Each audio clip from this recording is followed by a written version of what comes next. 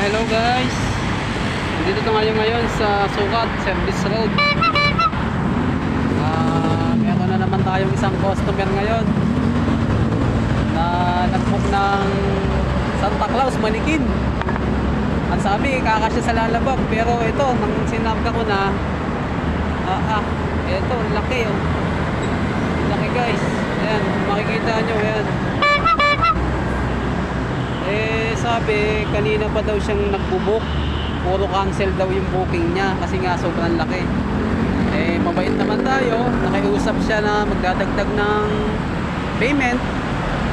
Kaya pumayag na lang tayo guys. Ang ganda nito ah. Ang bakukan na tao ba to? Santa Claus yan. Bagong bayan, Pasig tayo guys. Ayan nga, yung kakarga natin guys. Ayan, laki. Laki guys.